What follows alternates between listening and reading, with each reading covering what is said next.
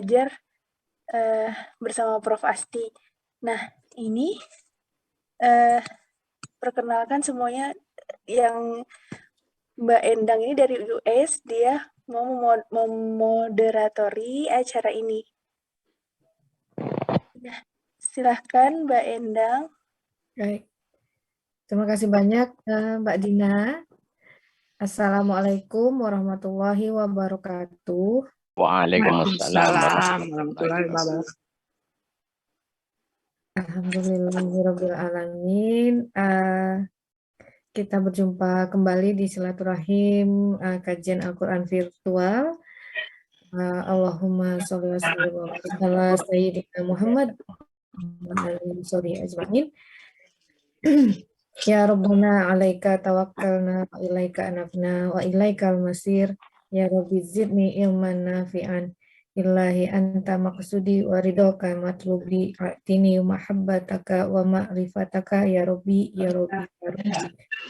Insyaallah dalam kajian kali ini mengenai sehat holistik, bersama-sama kita dikaruniai pemahaman dan pada waktunya dimampukan untuk beramal.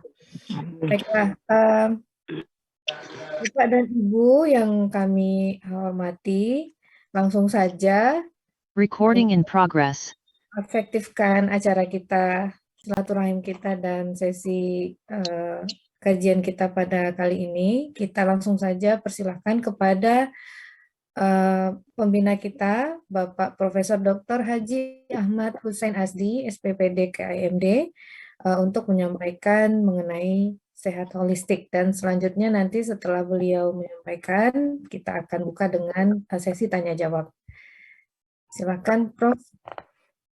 Alhamdulillah, terima kasih Bu Endang. Jadi pada kali ini insya Allah akan saya sampaikan tentang sehat holistik, fisik, mental, sosial, dan spiritual. Saya awali dengan Bismillahirrahmanirrahim. Alhamdulillahirabbil alamin. Allahumma salli wa sallim wa barik ala sayyidina Muhammadin wa ala alihi wa sahbihi ajmain. Bismillahi tawakkaltu wa 'alallah wa kafa billahi wakila. Wa la haula wa la quwwata illa billahil aliyyil azim. Wa aslamtu li rabbil alamin wa ufawwidu amri ilallah innallaha basyirun bil ibad.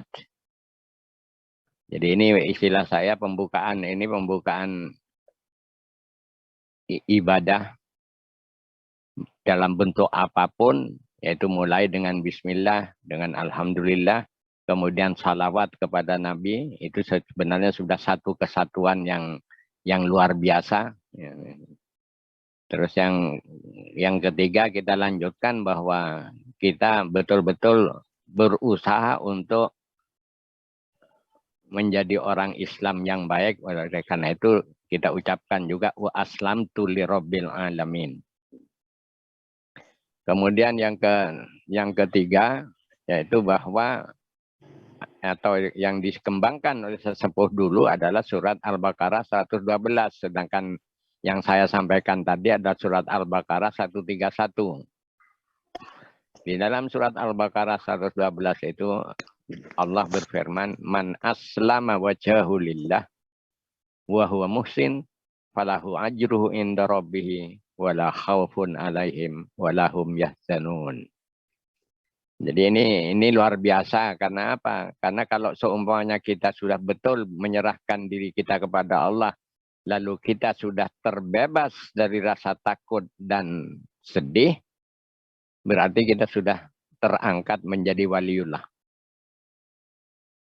Karena ciri waliullah itu adalah, dua cirinya adalah tidak ada rasa takut selain kepada Allah, dan tidak ada rasa sedih mendapatkan apa saja karena semuanya itu dari Allah. Jadi sebelum kita istilahnya saya mendapatkan katakanlah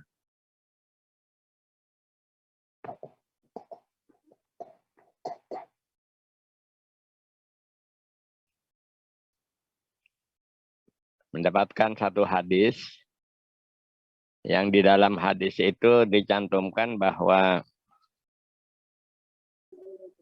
kita disuruh atau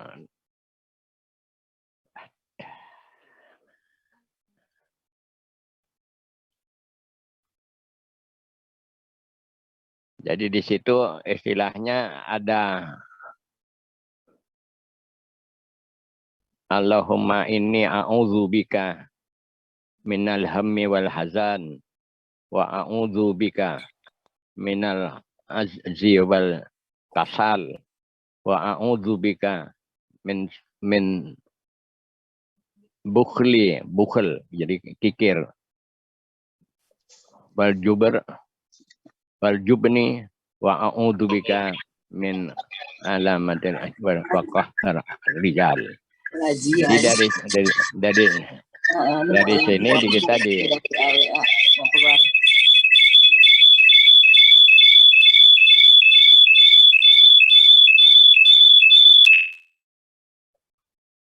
kita disuruh berlindung dari keadaan-keadaan yang sebenarnya ini seperti penyakit rohani saja, ya. Karena apa? Karena dari fisik dia tidak kelihatan sama sekali. Misalnya tentang orang kikir dan sebagainya. Oleh karena itu sesudah itu saya sampaikan pesan kehidupan. Yaitu yang pertama, Allah tidak akan mengubah nasib kita, nasib bangsa kita, nasib umat Islam. Sampai kaum itu, jadi bangsa kita, diri kita, umat Islam yang ada di antara kita, mengubah apa-apa yang di dalam dirinya. Bukan mengubah nasibnya. Tapi nasib itu akan berubah kalau kita mengubah diri kita. Itu tercantum di surat 13 ayat 11. Rasulullah juga pernah bersabda, bagimu dirimu. Jangan kau salahkan siapa-siapa, tapi salahkanlah dirimu. Jadi kalau ada kita mendapatkan musibah, kesulitan hidup, sakit, penyakit, gagal usaha, kebanjiran, dan lain sebagainya, kok kita sibuk menyalahkan? Itu tidak ada lain, pasti dari diri kita juga salahnya. Seperti misalnya yang terjadi pada Semeru, letusan Gunung Semeru. Kok ada rumah yang sama sekali tidak tersentuh, pada yang lain tenggelam dengan lumpur. Tergelam dengan debu Semeru. Ternyata orang yang tinggal di situ setiap hari baca Yasin dan sebagainya.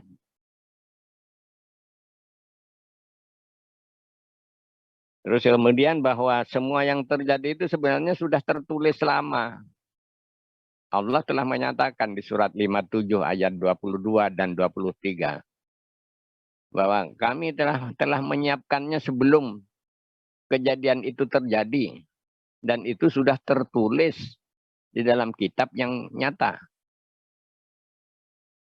Jadi sebenarnya kan sudah tertulis, dan itu sudah tulisnya sudah jutaan tahun yang lalu. Cuma kita saja yang istilahnya. Oleh karena itu istilah saya, misalnya salah satu contoh lainnya di surat 42 ayat 30. Wa ma asabaka min musibatin fabima kasabat aidikum. Tidak ada musibah yang menimpa kamu itu, melainkan itu adalah pola tanganmu sendiri. Tapi apa? Allah langsung menyatakan bahwa ya'fu'an katsira. Jadi sebenarnya kalau kita mendapatkan kesulitan hidup, itu sebenarnya Allah sedang mengampuni kita. Nah, kenapa kita diampuni? Karena kita tentu punya salah di dalam melaksanakan hidup ini. Cuma kita saja kan tidak tahu, malah menyalahkan orang, yaitu menyalahkan gubernurnya dan lain sebagainya dan sebagainya. Oleh karena itu mari kita kaji tentang diri kita atau manusia. Manusia itu adalah ciptaan Allah yang paling canggih. Ya toh, bayangkan hanya dengan 2 alat yang isinya, kalau isinya katakanlah cuma 3 mililiter,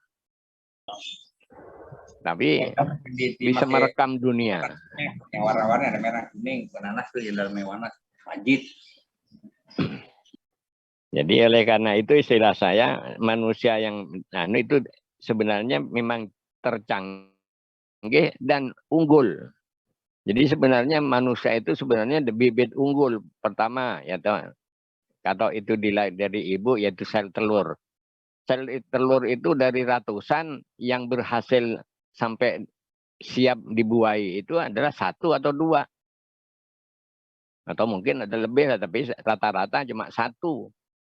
Jadi artinya si telur ini adalah telur yang unggul. Kemudian sperma yang masuk dari jutaan itu yang bisa berhasil masuk hanya 1 atau 2 atau lebih. Tapi istilahnya tetap yang masuk itu hanya sperma yang unggul. Jadi seharusnya manusia yang lahir itu manusia unggul. Tapi kenapa kok manusia kita di Indonesia ini katakanlah jadi tidak karu-karuan, ya artinya karena kita salah di dalam pendidikan, salah di dalam melaksanakan hidup. Sehingga istilahnya begini, kita telah terjajah 350 tahun oleh orang-orang Belanda. Yang tanpa disadari, kebiasaan-kebiasaan yang sudah mengakar di bangsa kita, yang semula kalau kita menyebutnya sebagai kearifan lokal, itu berubah menjadi dipikir seakan-akan seperti orang Belanda. Bahkan sifat-sifat bangsa kita, misalnya ya, kalau dia diberi pakaian seperti polisi, lihat lebih polisi dari polisi. Diberi pakaian tentara, lebih tentara dari tentara. Itu kan kebiasaan-kebiasaan yang istilahnya harusnya tidak terjadi kalau pendidikan kita menempuh jalan yang sudah ditunjukkan oleh Allah dan Rasul-Nya. Nah, dari tubuh manusia ini kalau sudah dikaji, ternyata apa? Berpasang-pasangan. Jadi pasangannya itu bukan hanya laki dan perempuan, atau iman dan kafir dan sebagainya. Tapi banyak yang tidak kita ketahui. Yang seharusnya disinilah kita mengkaji. Tapi kita kan mengkaji aja, tiru orang barat.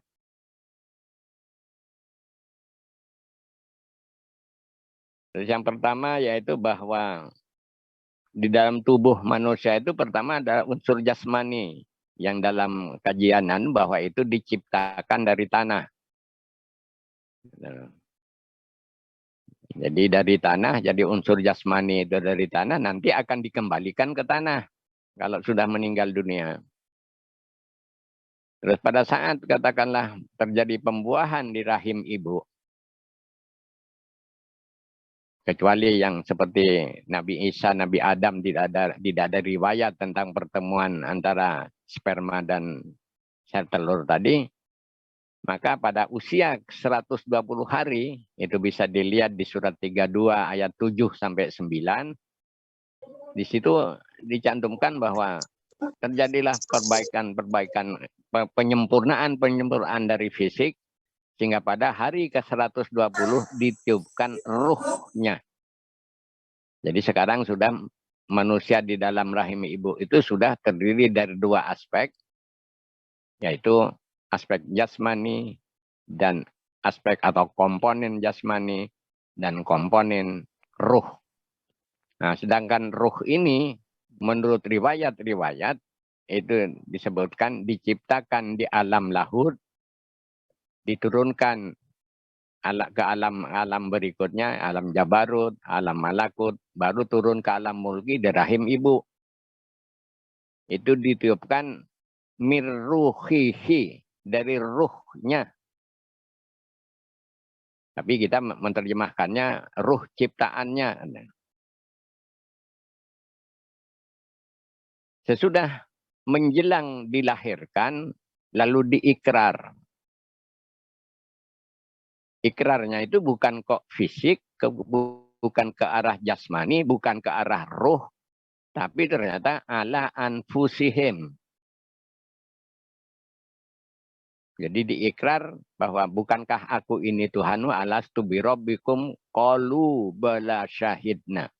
Jadi semua anak cucu Adam itu pasti bertuhan kepada Allah. Itulah kenapa begitu lahir fitrah. Hanya bapak ibunya yang menyebabkan Yahudi, Nasrani maupun Majusi. Nah, di dalam kaitannya dengan sesudah katakanlah kita dilahirkan, maka tubuh kita sebenarnya terdiri dari 3 komponen, yaitu komponen lahir, komponen fisik, komponen ruh, itu yang menyebabkan kita hidup, kemudian komponen anfus atau nafs dalam bahasa singlenya. Jadi dalam konvensi nafs inilah kita istilahnya diberi dan itu dalam kehidupan sehari-hari yang kita sebut rasa. Hanya dirasakan saja, misalnya kita bahwa nafs itu juga memenuhi seluruh aspek atau di dalam bahasa kita mungkin bisa disamakan dengan jiwa. Jadi jiwa itu sama saja dengan komponen fisik, jadi punya anatomi dan lain sebagainya, cuma kita dalam hal ini adalah secara batin.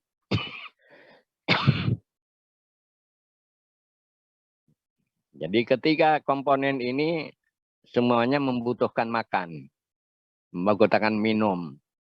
Cuma secara fisik makan dan minum ya itu makanan, minuman dan lain sebagainya. Tapi untuk komponen jiwa dan komponen roh, makanannya adalah ibadah. Ibadah kepada Allah. Jadi kalau ibadahnya kurang ya artinya jiwa dan rohnya menjadi kurus.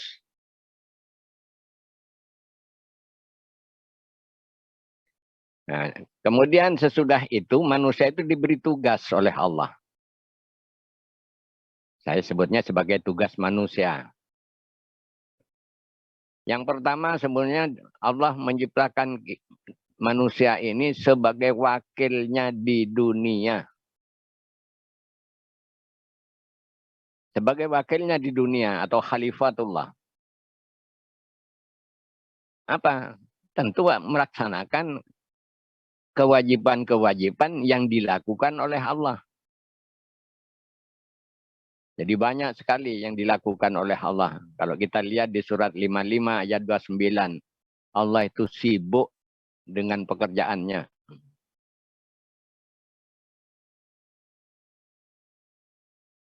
Jadi dalam kaitannya dengan tugas yang pertama ini, tugas utamanya adalah mengenal Allah.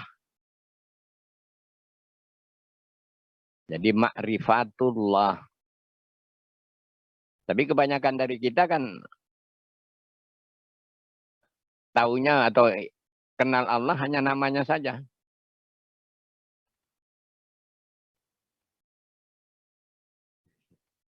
Jadi sesudah itu ma'rifatullah. Dan untuk ma'rifatullah caranya lewat ibadah. Itulah kenapa kita lalu disuruh tidaklah kami ciptakan jin dan manusia, melainkan untuk menyembah Allah, ibadah kepada Allah. Menyembah Allah yang paling sempurna itu adalah sholat. Jadi kalau ada orang yang tidak mau sholat, artinya dia tidak mewakili apa yang telah dituju oleh Allah, diciptakannya dirinya itu untuk menyembah Allah. Terus selain itu manusia juga diperintah oleh Allah untuk mencari kebahagiaan akhirat. Tapi kita berlomba-lomba mencari kebahagiaan dunia. di perintahnya wabtaghi fima atakallah daral akhirah wala tansa nasibaka minad dunya. Jadi malah istilahnya urusan-urusan dunia itu disambi. Yang utama adalah mencari kebahagiaan akhirat. Tapi kita kan kebalik. Kita mencari kebahagiaan yang sifatnya duniawi, urusan akhirat disambi. Sambil lalu.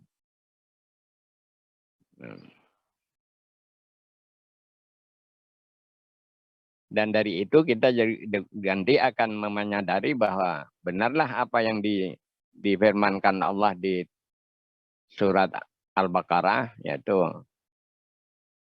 wasta'inu bis sabri wassalah innallaha ma'as sabirin. Jadi Allah telah menyatakan bahwa jadikan sabar dan salat untuk penolongmu. Jadi sebenarnya semua kesulitan yang kita hadapi sehari-hari itu cara mengatasinya cuma dengan salat dan sabar. Bagaimana orang sabar? Allah juga sudah menentukan. Yaitu ketika pertama, bahwa Allah memberitahu kita, Allah menciptakan kita itu adalah untuk diuji. Di surat 76 ayat 2. Kemudian ujiannya pada waktu itu hanya melalui pendengaran dan penglihatan. Belum melibatkan hati. Nah, dari pendengaran penglihatan ini yang diujikan adalah urusan agama, way of life, jalan hidup. Nah, dari jalan hidup ini Allah sudah menentukan ada yang bersyukur, ada yang kufur. Tapi kita heboh, salah menyalahkan. Nah, jadi sesudah itu benar enggak kita telah melaksanakan apa yang telah digariskan? Nah, untuk itu tidak ada lain. Untuk melaksanakan Al-Quran itu adalah harus mengikuti apa yang dilakukan oleh Rasulullah Sallallahu Alaihi Wasallam. Dari syariat dalam kaitan dengan ini Rasulullah bersabda bahwa ada 4 komponen yang harus kita pelajari, kita pahami, kemudian kita yakini, kemudian kita amalkan. Yang pertama, syariat itu bagaikan pohon, kata Nabi. Sedangkan tarekat itu bagaikan dahan. Makrifat itu bagaikan daun, hakikat itu bagaikan buah. Jadi artinya kalau kita betul-betul melaksanakan agama Islam ini tentu menyenangkan bagi dirinya, menyenangkan bagi orang lain. Karena ibaratnya dia sudah memberikan buah kepada orang lain. Terus yang kedua, saya menaruh katakanlah makrifat itu di daun atau di yang ketiga. Karena apa? Karena ada sabda Rasulullah juga yang mengatakan awwaluddin ma'rifatullah. Jadi awal agama itu adalah mengenal Allah.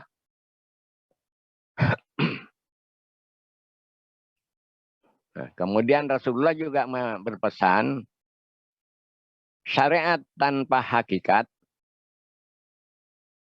sia-sia. Hakikat tanpa syariat batil.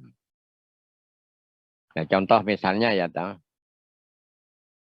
Karena hakikat daripada sholat itu adalah ingat Allah. Itu di surat 20 ayat 14. Wa iqamas shalah lidzikri. Sehingga ada orang-orang yang karena sudah dzikirnya siang malam tidak pernah putus. Berarti dia sudah melaksanakan salat daim katanya. Salat yang berkelanjutan. Nah, tapi salat daim itu tadi kan itu hakikat. Itu karena salat itu hakikatnya ingat Allah. Tapi karena dia sudah ingat Allah terus-menerus, seakan-akan sudah melaksanakan salat. Tidak. Karena apa?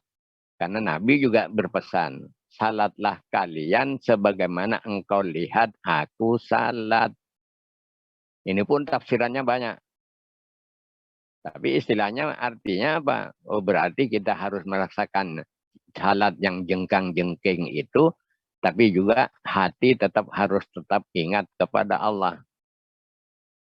Padahal dari pengamatan atau pengalaman sendiri, yaitu ketika kita kita salat, seharusnya kan ingat Allah. Benar enggak? Kita ketika melaksanakan salat itu ingat Allah. Fakta-fakta yang ada yaitu begitu takbiratul ihram, mungkin takbiratul ihram itulah yang ingat kepada Allah. Tapi sudah itu tahu-tahu yang tidak pernah terpikir pun melintas saja di pikiran. Sehingga dari situ saya juga berusaha bagaimana mengajak kawan-kawan itu supaya memperbaiki kualitas salat.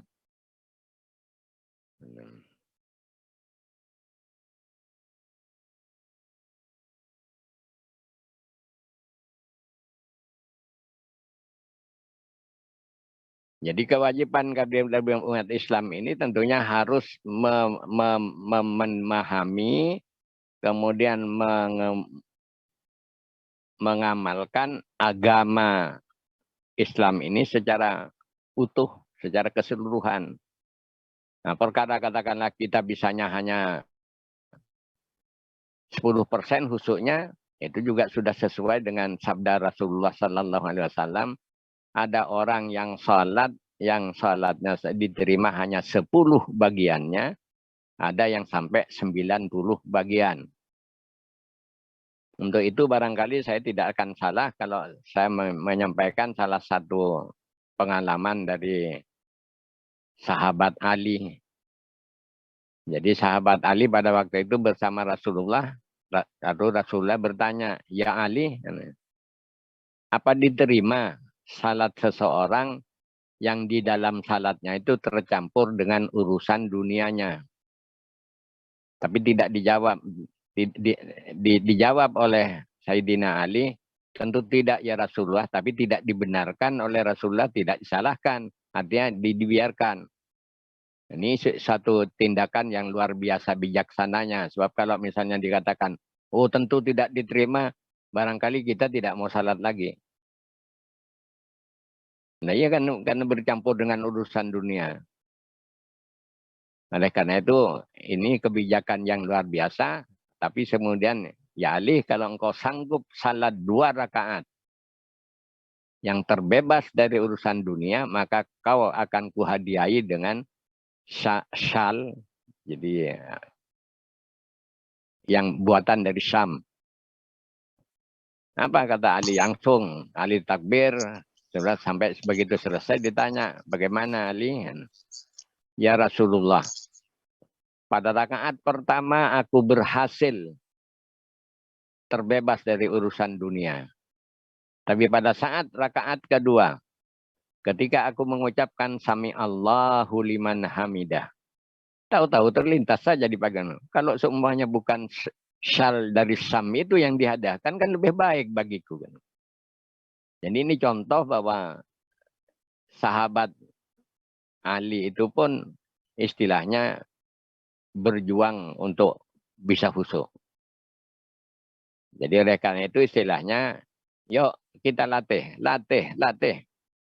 Nah, yang saya anjurkan adalah ucapkan doa di antara 2 sujud, yaitu Rabbi firli warhamni wajburni warfa'ni warzuqni wahdini wa'afini wa'fu anni, itu betul-betul kita ucapkan, kita dengarkan, kita perhatikan. Jadi sehingga tidak ada lintasan yang lain. Silahkan dialami. Sebab ke istilah saya kadang-kadang masih tercuri saja. Tahu-tahu loh kok sudah selesai.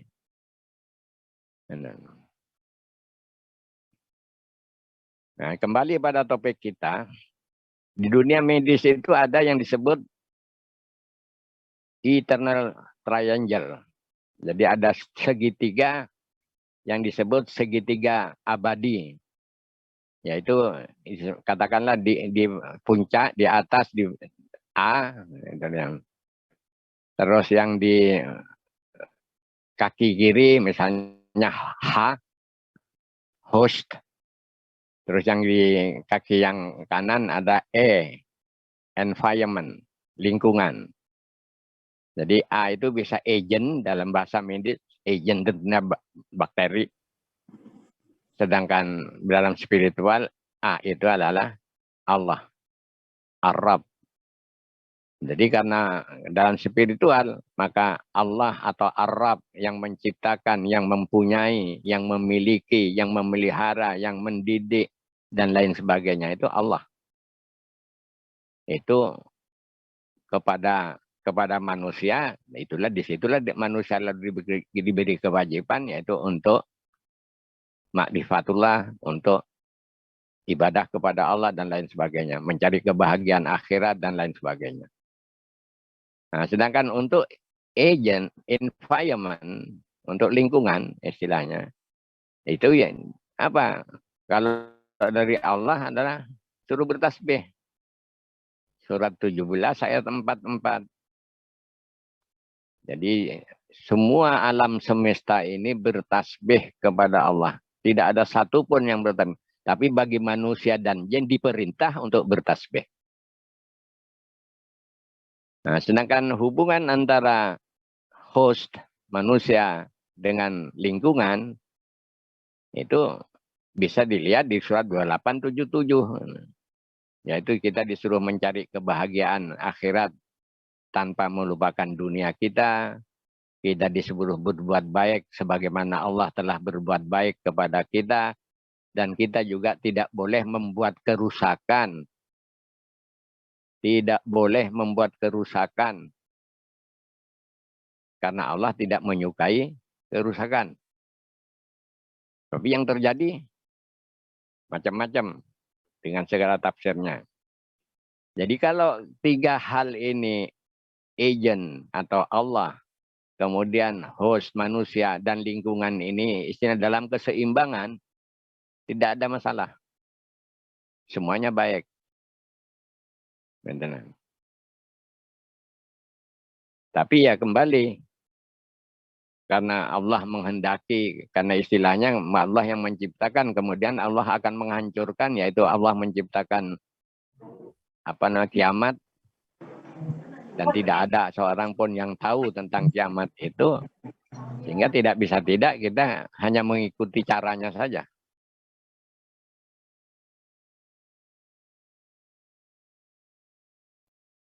Terus selanjutnya saya seringkali menyampaikan juga tentang surat 36 ayat 36. Subhanalladzi halaqal azwaja kullaha.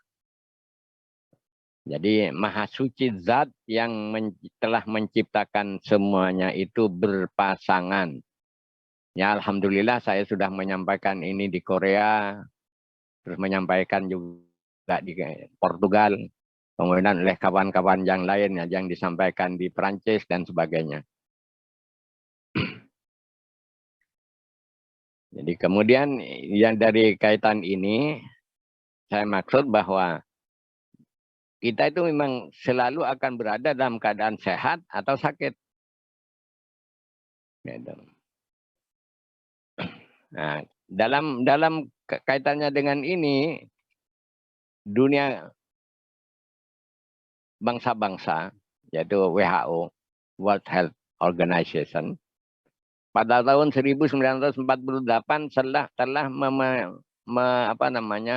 merilis bahwa sehat itu bukan hanya bebas dari penyakit, dari sakit atau penyakit, tapi juga bebas dari cacat fisik maupun mental. Tapi spiritual sama sekali tidak ada yang disinggung.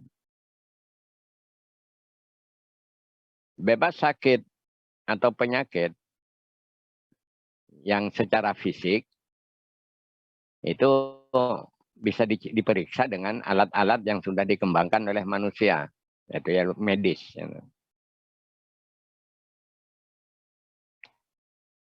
Tapi bagaimana dengan orang-orang yang mempertuhankan nafsunya? Bagaimana dengan orang-orang yang pemarah? Bagaimana orang-orang yang dengki, iri hati, namimah atau ngadu domba, pembohong, dan lain sebagainya? Apa gitu dikatakan sehat?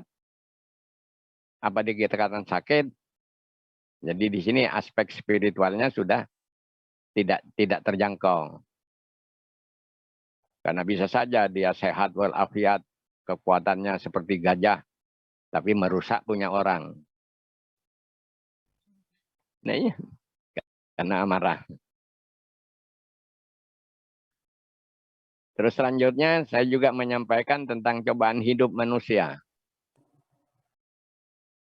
Jadi cobaan hidup manusia itu beraneka macam. Itu yang pertama tadi, cobaan hidup itu adalah agama. Ada yang bersyukur, ada yang kufur. Surat 76 ayat 2 dan 3.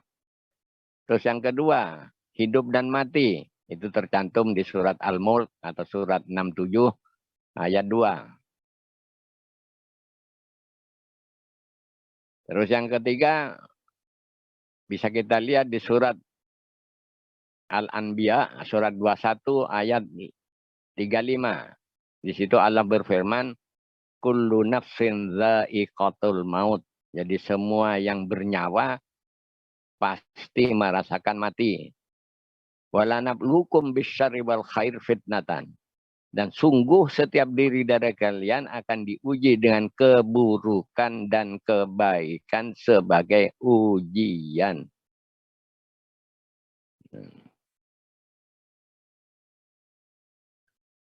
Terus, jadi artinya ujiannya itu bisa berupa keburukan dan kebaikan.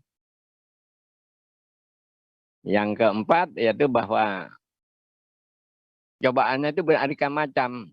Dan itu tercantum di surat Al-Baqarah. 155, 156, dan 157. Di situ Allah berfirman, walanablukum bisyarri wal khair fitnatan. Walanabluwannakum bisyai'im minal khawfi wal ju'i wa naqsim minal amwali wal anfusi was samarat wa basyiris sabirin. Itu 155. Jadi di situ dikatakan sungguh setiap diri dari kalian akan diberi ujian berupa sedikit kelaparan, kekurangan harta, kehilangan jiwa, dan kekurangan rezeki yang berupa buah-buahan. Tapi semua itu beritakan kabar gembira bagi mereka yang sabar. Jadi artinya apa? Semua ujian itu artinya supaya kita meraih sabar.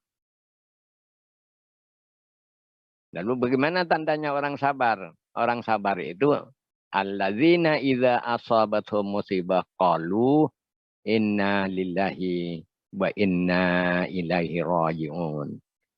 Yaitu orang-orang yang sabar itu adalah orang-orang yang apabila mendapatkan cobaan hidup, pencobaan musibah, dia mengucapkan inna lillahi wa inna ilaihi raji'un. Itu dia mengucapkan bahwa semua itu berasal dari Allah dan semua akan kembali kepada Allah.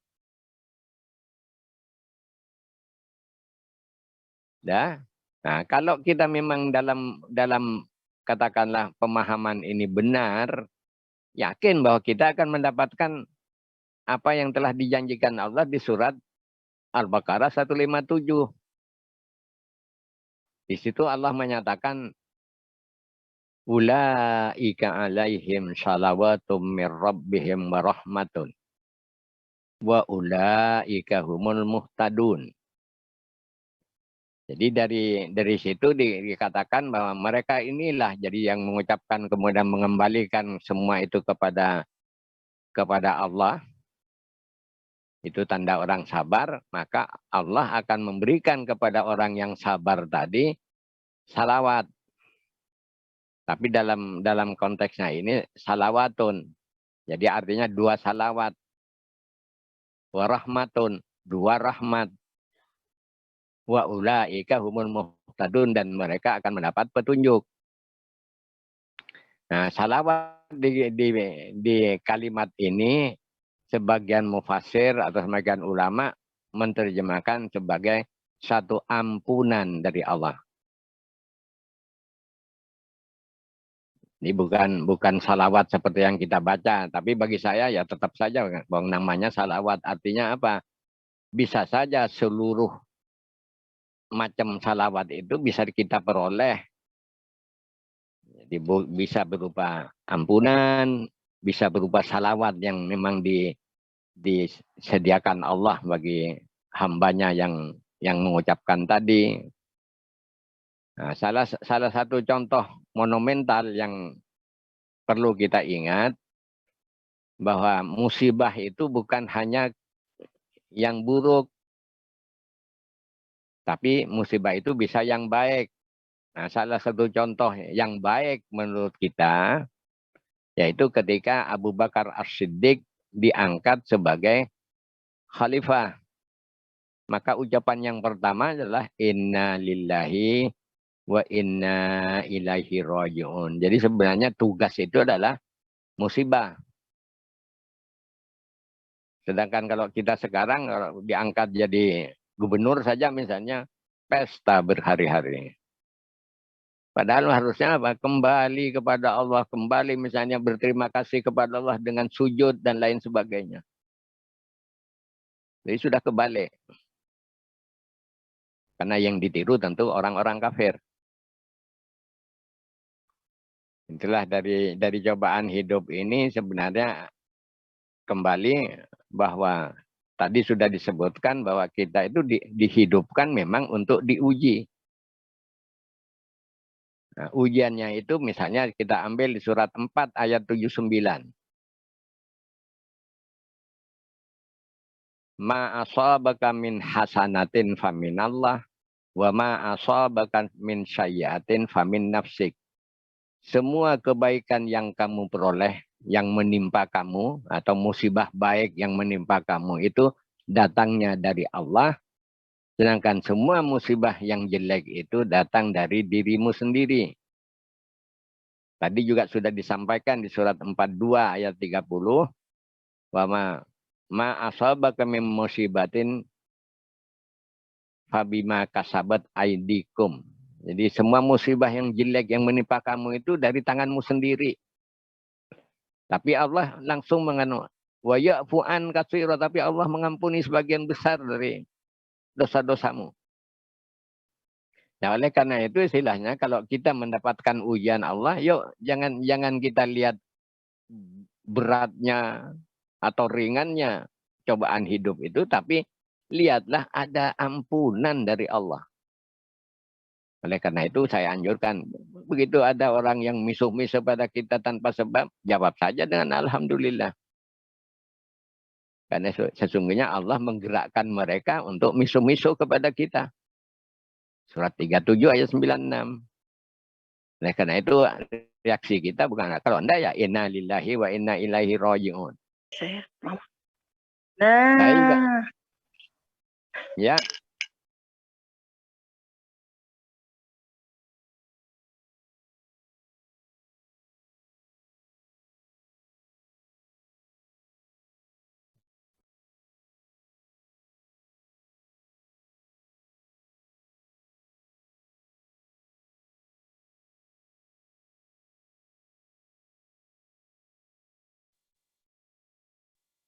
Terganggu, Gimana? suaranya hilang. Jadi sekarang terdengar enggak? Sudah masuk kedengaran. Jadi istilahnya kembali Alhamdulillah masuk. bahwa kita itu memang diciptakan untuk diuji. Jadi saya juga pernah mengalami begini. Pada satu waktu saya diikutkan sebagai panitia di suatu simposium. Saya sebagai oleh karena itu biasa semua mengajukan biaya dan sebagainya. Nah, karena sudah disetujui di dalam rapat bahwa biaya-biaya itu akan turun lah katakanlah. Model saya adalah saya biayai saja sendiri dulu. Dengan bukti-bukti yang bahwa dikeluarkan untuk ini dan sebagainya. Nah, begitu simposium itu berakhir, tahu-tahu 1 hari kemudian akan ditutup. Loh, kalau sudah ditutup saya belum dapat ganti kan saya jadi rugi. Oleh karena itu mulailah saya menemui katakanlah ketuanya, kata Pak Ketua itu ada pada sekretaris. Datangi pada bendahara, didatangi bendaharanya, katanya harus ada disposisi dari Pak Ketua. Wah, saya istilahnya sudah tua, sudah malah montang-manting begini, model saya langsung saja saya surati. Ya sudahlah, kalau memang saya menunjukkan bahwa saya itu orang sabar. Oleh karena itu saya ucapkan inna lillahi wa inna ilaihi raji'un. Enggak taunya cepat-cepat dibayar ke rumah. Rupanya disangkanya ucapan inna lillahi wa inna ilaihi raji'un mendoakan orang supaya mati. Itu juga terjadi pada pasien. Jadi dari situ saya berusaha untuk katakanlah menghidupkan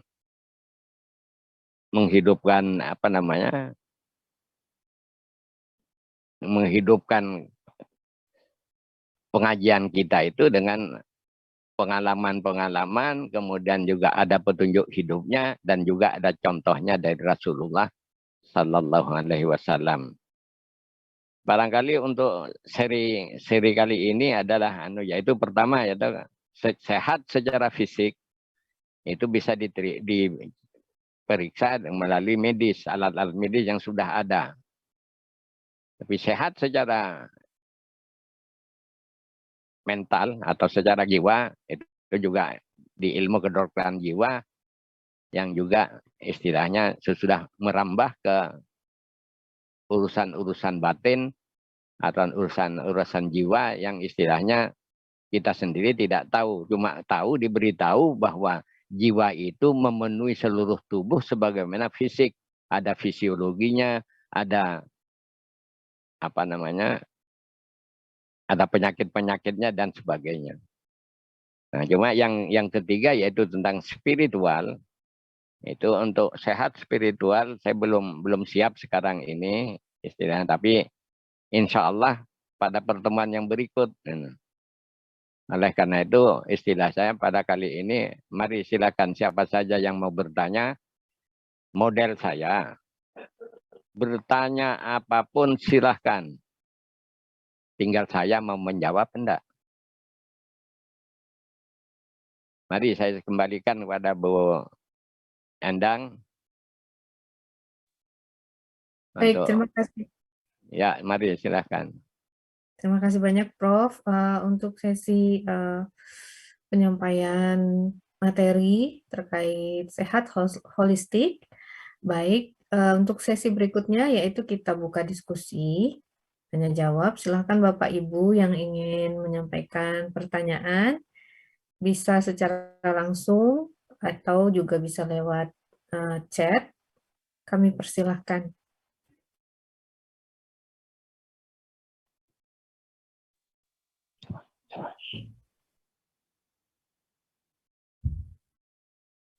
Mari, ada Pak Sahrul sekarang. Pak Agung, mau bertanya Pak? Ya.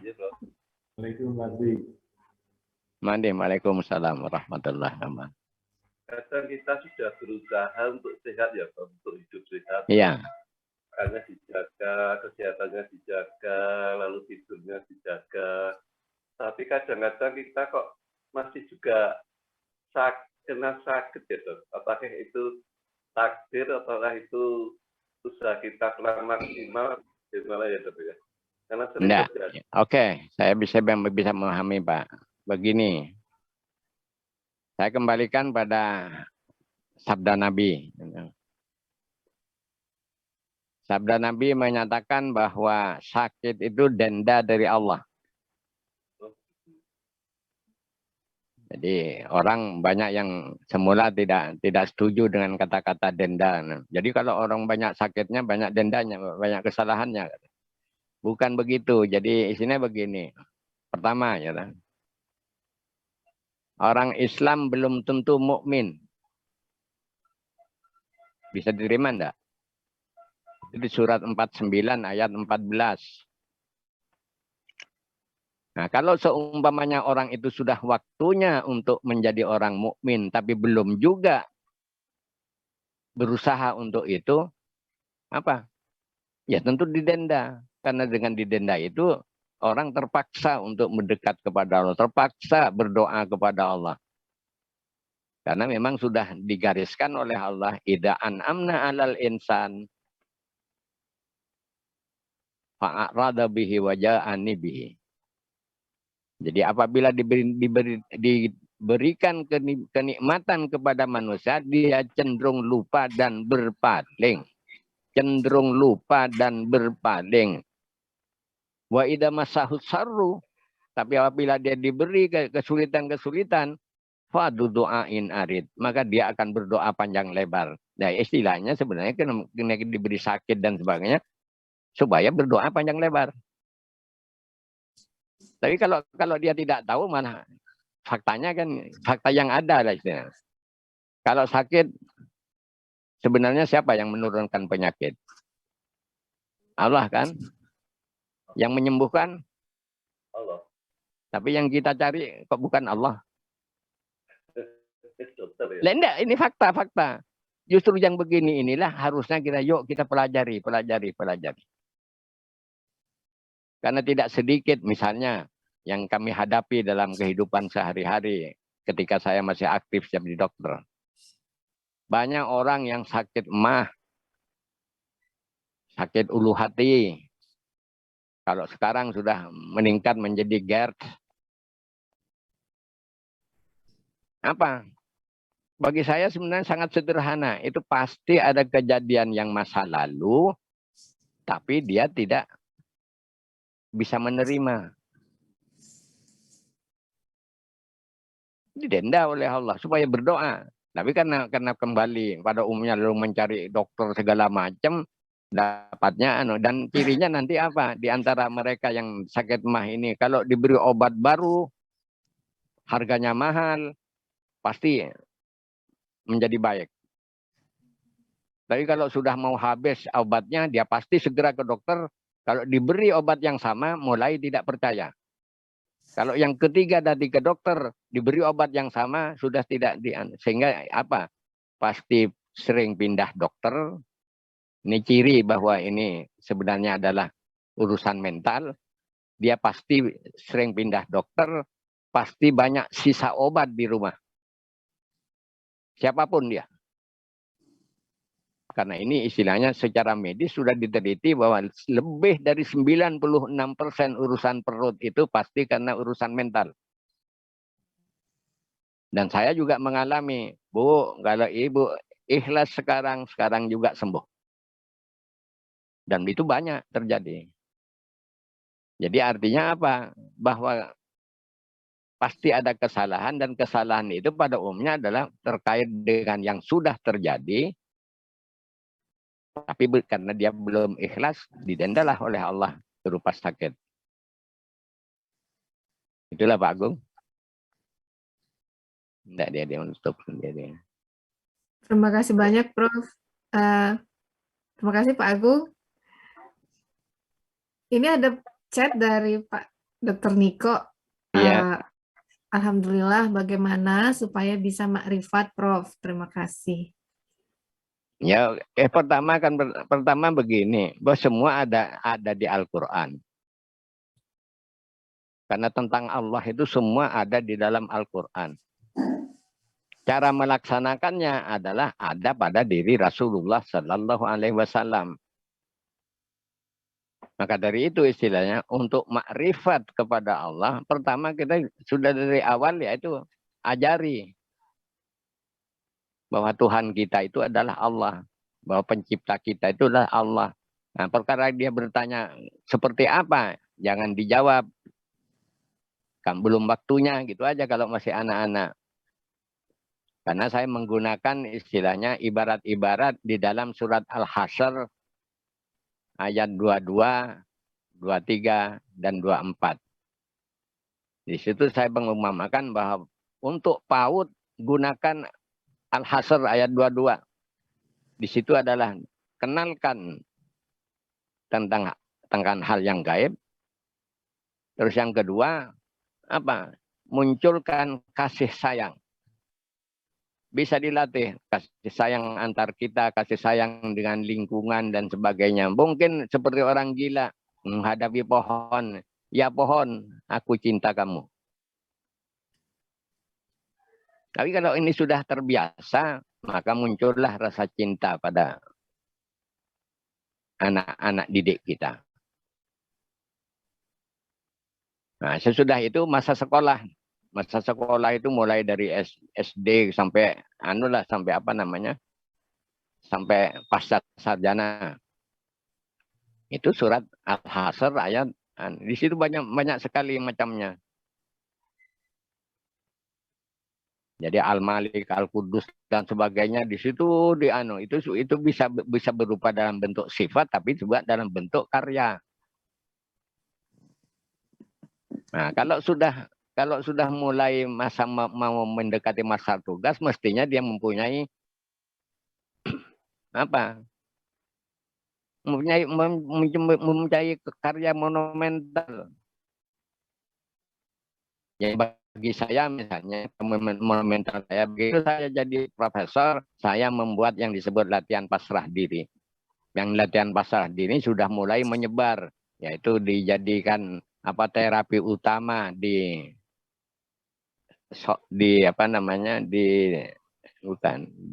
Klaten, terus di Sarjito, kemudian juga saya dengar juga sudah di Palembang, Padang, kemudian juga di Palembang. Jadi itu bagi saya itu karya monumental, padahal dia cuma susunan-susunan biasa saja menurut saya. Tapi betapa banyak. Jadi dari LPD ini yang lulus jadi spesialis 1 penyakit dalam itu puluhan.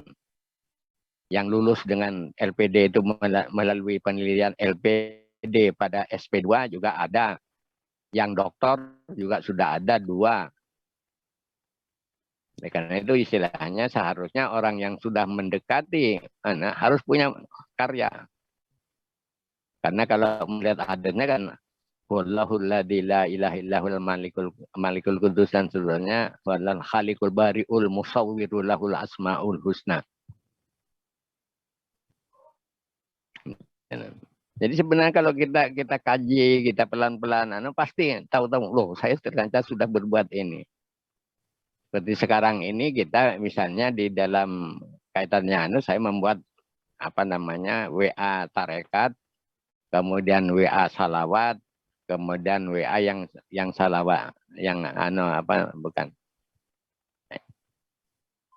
kapan tawakal itu diisi dengan membaca juz.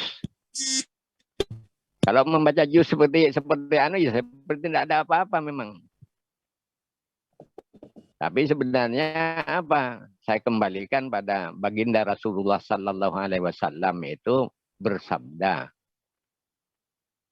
ibadah paling afdal itu adalah membaca Al-Quran di dalam sholat.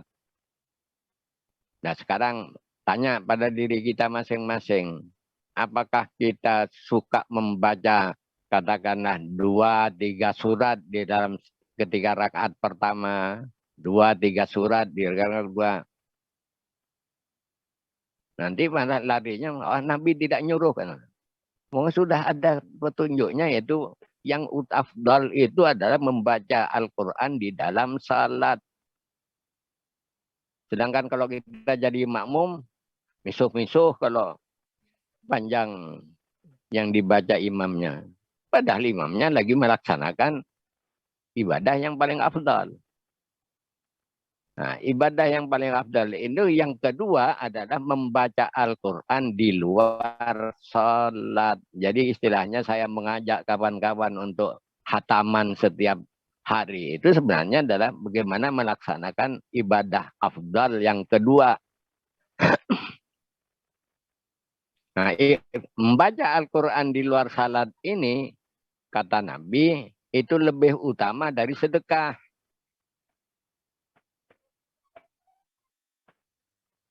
Padahal kita kadang-kadang hanya soal sedekah, misalnya sedekah Semeru dan sebagainya, kan sering heboh.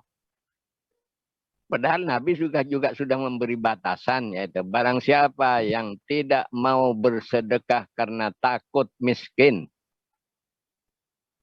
dan tidak mau berjihad fisabilillah karena takut mati, maka kalau sudah malam, bacalah subhanallah wa bihamdihi. Lebih dicintai Allah daripada engkau bedah segunung Uhud, atau kamu terpenggal, atau kamu memenggal leher musuhmu.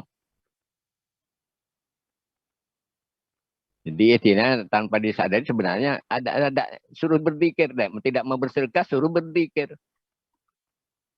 Nah, sedangkan sedekah itu lebih utama atau lebih afdal dari berpuasa. Kita seringkali heboh tentang yaumil bid dan sebagainya. Padahal sebenarnya ada semua, ada keringanannya, ada dan sebagainya yang istilahnya, yuk kita berjalan bersama tanpa menghakimi.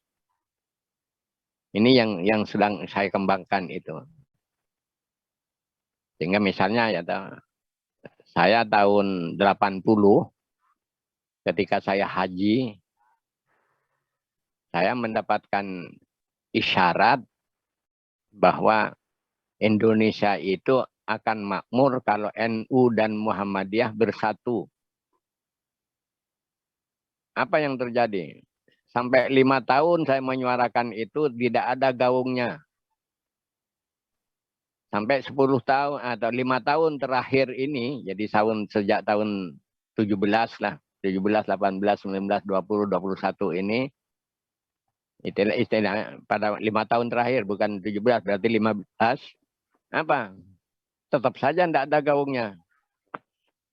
Sehingga pada waktu itu saya menulis bahwa tugas saya masih ada 2 yang belum saya selesaikan, yaitu bagaimana katakanlah menyatukan NU dan Muhammadiyah ini supaya Indonesia makmur. Saya tempuh dengan berpuasa hajat, saya tempuh dengan banyak jalan lah sini. Tetap aja saya belum dapat keterangan. Baru istilahnya pada pertengahan 2020 itulah saya menyadari itu. Apa? Masya Allah. Karena apa? Saya dapatnya 106, surat 6 ayat 153. Di situ Allah berfirman, wa anna hadza sirati mustaqima. Inilah jalanku yang lurus. Fattabi'uhu, maka ikutilah ia. Wala tattabi'u subula fatafarraqu bikum an sabilihi. Jangan kau ikuti jalan-jalan lain yang akan menyebabkan kamu cerai-berai dari jalannya. Nah, sampai di sini saya bertanya pada diri saya,